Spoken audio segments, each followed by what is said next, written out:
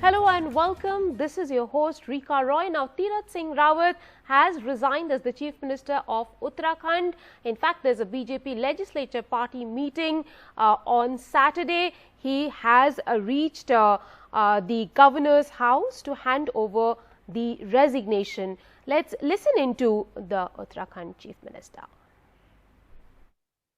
Sir, अगर आप कह रहे हैं कि संवैधानिक संकट था तो सल्ट एक ऐसी सीट थी क्योंकि आप 10 तारीख को आपने पद संभाला था। राजनीतिक चूक कहाँ रह गई सर? तो सल्ट चूक लड़ सकते थे ना सर? सल्ट के समय मैं पॉजिटिव था, तो कोविड पॉजिटिव होने के कारण और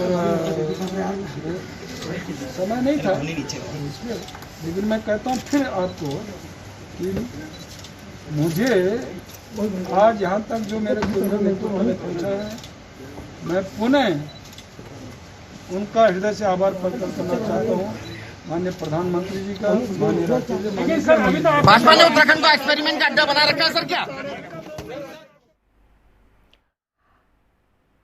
There's late night drama happening in Uttarakhand. The Chief Minister has reached the governor's house to hand over his resignation. Perhaps for many journalists, they'll have to burn the midnight oil. I am joined by my colleague Sanket Upadhyay at this hour. Sanket, now that he has reached the governor's house to to hand over his resignation after handing over to JP Nadda, what's the process? What will be the developments going ahead on Saturday? Well, I think the suspense is pretty much over because what was expected to happen on Saturday because of late night, I think the governor has given him the appointment and he's present there at the Raj Bhavan. The governor, Baby Rani Maurya, will be in receipt of the resignation of the present Chief Minister, Tirath Singh Rawat. And the process from here on is that the legislature party, which is basically all the MLAs of the Bharatiya Janata Party, are going to meet. They're expected to meet at 4 p.m. on Saturday. There will be a central observer in the Agriculture Minister, Narendra Singh Tomar. And in his presence, these MLAs are going to choose their next leader. So whoever is the leader of the legislature party also goes on to become the chief minister. Now, interestingly, this time around, and contrary to what happened last time, where Tirath Singh Rawat, who was a MP from Pauri region, was para-dropped and made the chief minister. This time around, what we are hearing is that the MLAs are going to choose a chief minister from among themselves, which means that one of the elected MLAs is going to be the chief minister and take over the reins. The likely names are Tirath Singh Rawat, Dhan Singh Rawat, Satpal Maharaj, and a couple of others. These are being seen as front runners. But one of the reasons why, that was quoted, why Tirath Singh Rawat had to go, was a constitutional crisis, that because of COVID, there will be no by-election, which was a prerequisite for him to continue to be Chief Minister post the 10th of September. However, that was the Election Commission's prerogative, which it would have in any case done. So what appears is that the reason for his exit could be political, that the infighting that the BJP wanted ended with the departure of Trivendra Singh Rawat, the previous Chief Minister, and the entry of Tirath Singh Rawat, did not really work out. So another attempt has been made to bring in a third chief minister within 5 years by the BJP to end this infighting. Now, whether it is going to pay rich dividends come February or March 2022 when Uttarakhand goes to polls is anyone's guess at this moment. However, as far as the party is concerned, it is definitely a huge, it speaks volumes as far as the BJP's conviction with which it takes decisions, that it has to remove a chief minister within 4 months of him being sworn in. Very, very interesting developments ahead, and it is the election year, and we will get to see all that happens, all the drama that unfolds in the next few months. Thank you very much, Sanket, for joining us with all those updates at this hour.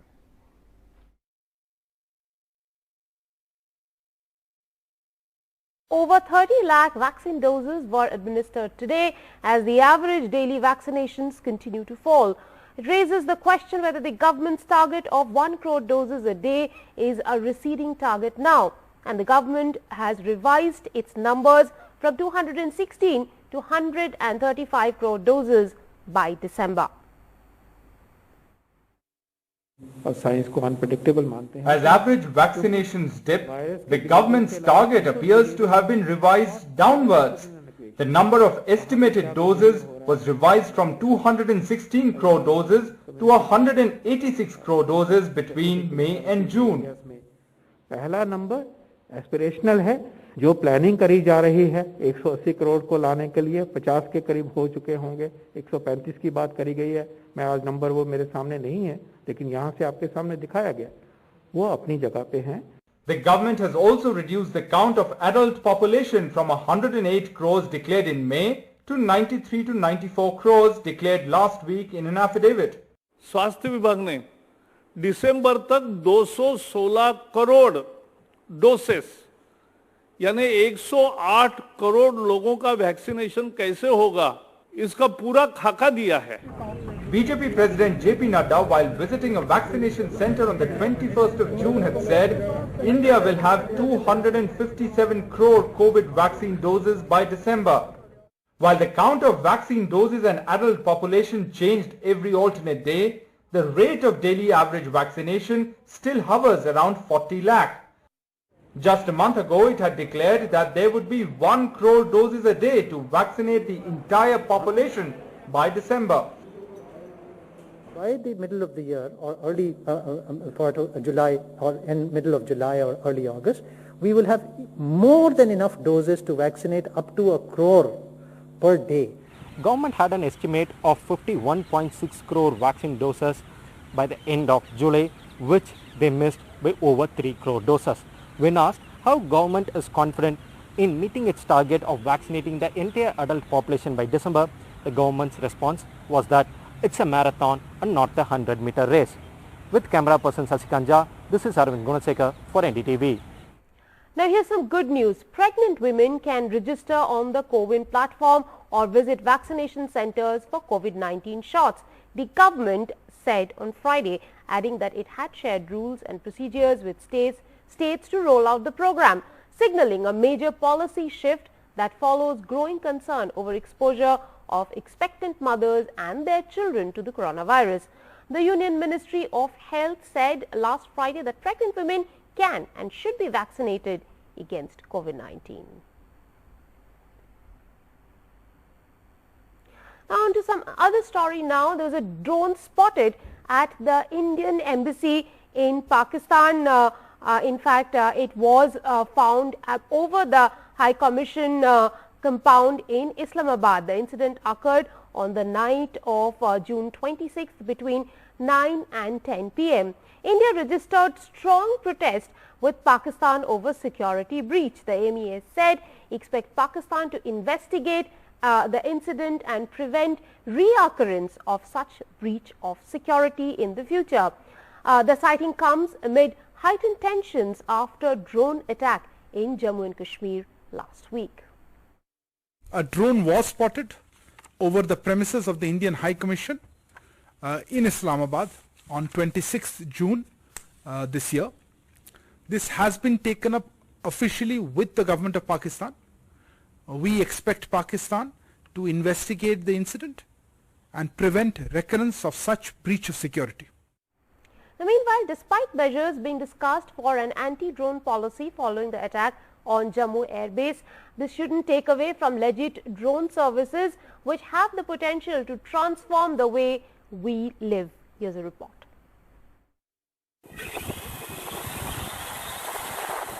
A flight with new expectations. This drone can save lives by transporting crucial medical equipment, medicine, blood, vaccines to remote areas in double quick time. It's being developed by a small company in Karnataka and trials are on in Chikbalapur near Bengaluru these days. The range is 15 to 20 kilometer. This is the for this testing purpose we have choose, but this can be leveraged up to 60 kilometer, 100 kilometer. The size of the drone will go big, that's all. In Kerala's Ernakulam, Group Captain MJ Augustine, a retired Indian Air Force fighter pilot, and his wife, Squadron Leader Varsha Kukreti, who also served in the force, have set up Automicro UAS Aerotech. They manufacture drones for a variety of solutions, agriculture, industrial or surveillance for defense purposes. So drones are being used everywhere. We are helping out farmers against the locust attack, wherein one drone which is placed, it can just kill the locust, and the farmers were so relieved. The key message from those closely involved in the development of drones is that the Jammu terror attack shouldn't take away from legit drone services, which have the potential to transform the way we live. India's new drone laws came into operations this year. No small drone can fly above 60 meters. No small drone shall fly beyond a height of 120 meters. Medium or large drones need an operator permit issued by the aviation watchdog, the DGCA, and in all cases, there are restricted areas and strict fines for violations. What India is doing is really path-breaking, and it is way beyond the world that the way world is going. Now, this legitimate drone operation is a two-way handshake control between the government and the operator. For now, though, all drones and drone operators are under sharp scrutiny. After the Jammu incident, there's a complete ban on operating drones in Rajouri. In fact, those with drones or even toy drones there have been asked to deposit it with the local police stations. With camera person SP Babu, Sneha Koshi for NDTV. Moving on to some political news from Bengal, Mamata Banerjee's party has urged Prime Minister Narendra Modi to remove Tushar Mehta as Solicitor General of India over his alleged meeting with Suvendu Adhikari, a leader of the ruling BJP who is being investigated by the CBI in corruption cases. Tushar Mehta, who represents the CBI in some of the cases, emphatically denied meeting Mr. Adhikari, saying he dropped in unannounced on Thursday. A video of Shubhendu Adhikari apparently arriving at the Solicitor General Tushar Mehta's office-cum-residence in Delhi. The catch? Adhikari, who is the leader of opposition in West Bengal, is also a key accused in the Narda bribery case and the Sharda chit fund case, which the CBI is probing. Tushar Mehta is the CBI lawyer in these cases. How can an accused meet the investigating agency's lawyer? The video, shared by TMC MP Abhishek Banerjee, puts a question mark over Mehta's claim that the Adhikari visit was unannounced. Like Mehta, Adhikari denies any meeting, though he doesn't deny going to the residence.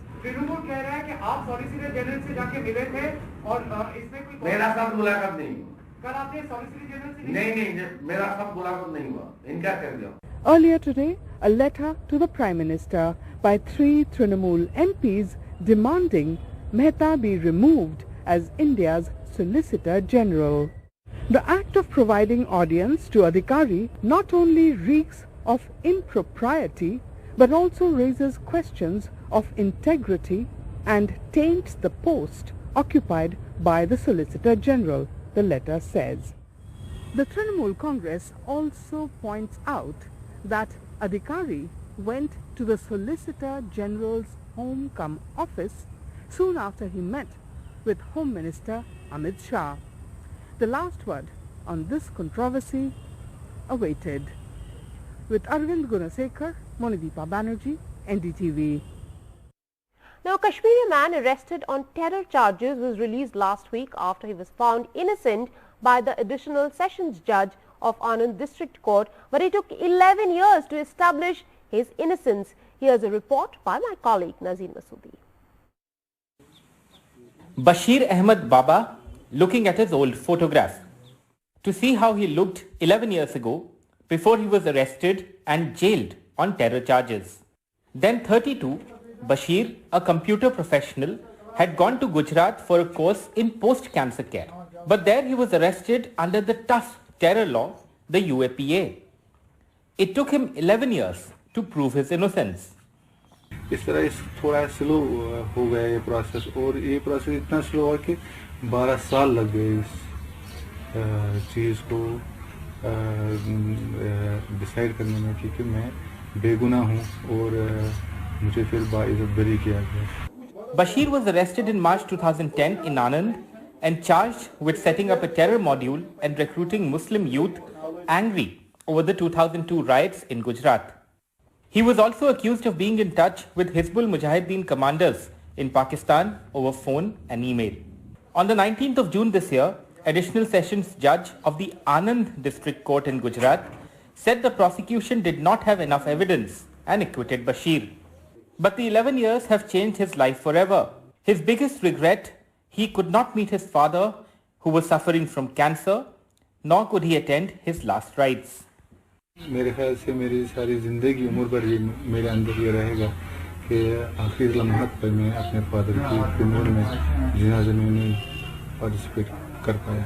शुक्र खुदायस कुन घर पन वोत वार car क्याज योस तोर ऐसे सबर किन परेशान घर त गो वरान घर त गो खराब मोल त गुजरियो बाकी बाकी पेतर वेतर सारी गुजरे अमिशन कुंची खबर नोस योर योनी तो नस गसनी अक लट गमुत बुथा वुचस तो बस आय बे वापस ओस नाज नश के मे प्यून तर रसा सुकून तो गयस तो मुलाकात आत बुथा वुच तो आय पात. Bashir Ahmed Sofi is part of a long list of innocent people in Kashmir who have spent years in jail on fabricated charges. In all such cases, burden of proof to prove their innocence rests with the victims. And it took Bashir more than 11 years to walk out of jail in Gujarat. In Srinagar, Nazir Masoodi for NDTV. Now, after a lull for a few months, interstate border tension has erupted at the in Mizoram and southern Assam. This after Assam tried to clear what it claims encroachment inside forest land within its territory in Cholaikal area bordering Kolashib in Mizoram. Assam police has reportedly moved to the area and dismantled makeshift huts. Mizoram claims these were Mizoram police camp established to guard the borders and were well within their territory. Videos available with NDTV show police personnel from both Assam and Mizoram jostling and pushing each other in the border area. Neighboring this border areas, they are forests and it falls within the purview of the forest department. So in this regard, forest department had requisitioned for police force so that they can do the patrolling. It's not that crossing the border. In their area, when they found that there is some makeshift structure and all that, which is in the form of encroachment, there is a Supreme Court order. There cannot be any encroachment. There cannot be anything inside the forest area. So they have removed it.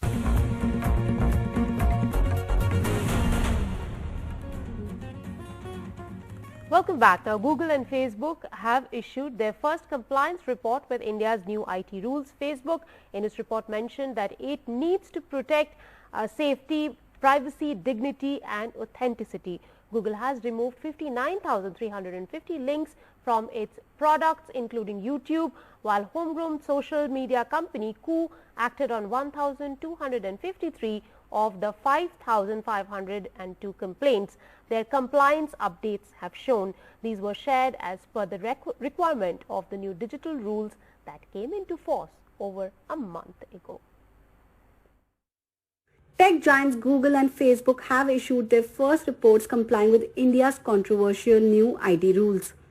Facebook's compliance report includes data like the number of content pieces actioned upon as well as how effective their AI was, but does not mention the total number of user grievances received. The report, which covers the period of May 15 to June 15, mentions that Facebook acted on over 30 million content pieces.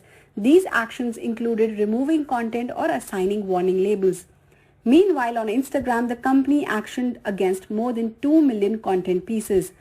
Over 96% of almost 28,000 complaints are for copyright claims. This led to over 59,000 links being removed from all Google products like YouTube, Google Groups, almost all for copyright infringement. But it's not clear exactly how many complaints were linked to terror or crimes against women and children. Google's report does not include government requests as it publishes those in a separate report.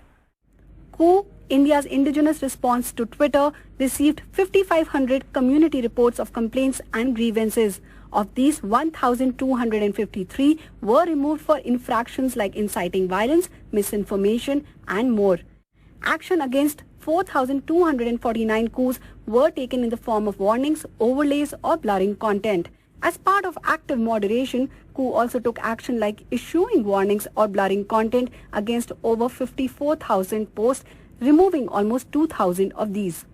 As coup gains traction across India, we will ensure that coup follows the law of land and complies with all regulations, and setting an example for every country across the world to be able to set up their own digital ecosystem. Publishing the compliance report is one step towards that direction. However, Twitter, which is involved in several legal battles with the government authorities, still hasn't set a date for publishing its compliance report. Rubina Mungia, NDTV. Well, that's all we could pack into this bulletin. Thank you very much for watching.